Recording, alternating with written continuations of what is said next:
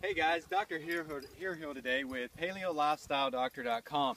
And I was outside today, we were outside enjoying the beautiful countryside, and I got the idea looking at this cornfield, and I thought, wow, we talk a lot about corn and some of the effects of corn. So what I wanted to do was actually take the opportunity to give you a little bit of background on what you're looking at and actually how that it goes from the field to what we typically find in the standard American diet as a mainstay, is something that is commonly found as part of the standard American diet. So again, what you're seeing here before you is corn. It hasn't fully matured. It's been growing for probably a month to a month and a half here, maybe a little bit longer. And what you're going to see eventually is these will get taller and you'll start to develop the ears of corn from this. Now, one of the things that we typically talk about as being one of the problems with corn is that it's sprayed with Roundup. Corn now in the United States is one of the Roundup ready crops. You'll probably, or maybe you have seen this as glyphosate. Glyphosate is the actual active ingredient in Roundup. And glyphosate, again, has a lot of problems with it. It binds up a lot of the minerals in here. It changes the microenvironment around the corn. It robs some of the nutrients. And not to mention that Roundup or glyphosate is a toxin in and of itself. Now, that's just one of the concerns that we should have with this, because to be able to withstand that, corn is also under the category of being a genetically modified organism. Now, as a genetically modified organism, corn has been crossbred with a bacteria called Bacillus thuringiensis.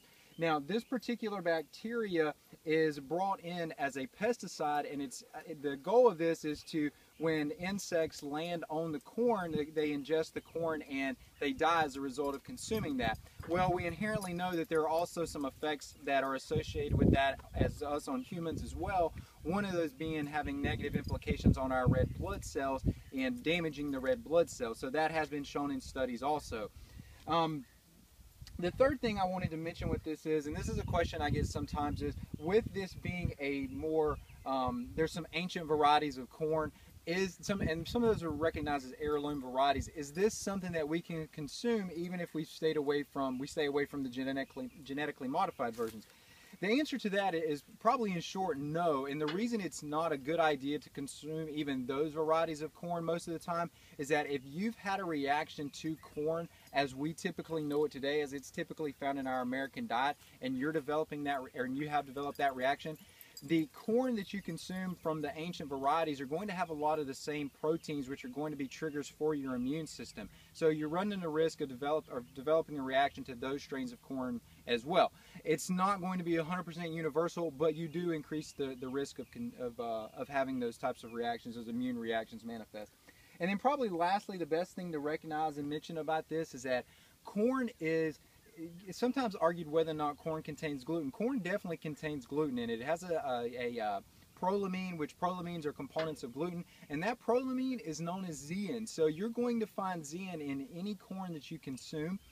So it does have gluten in it, and you are going to be consuming gluten. So if you're thinking, well, you know, I'm consuming corn chips or a corn tortilla, and it's not a cracker or it's not a wheat tortilla, am I going to be better off? The answer in short is no on that. You're not. You're still consuming a high carbohydrate food that has gluten in it.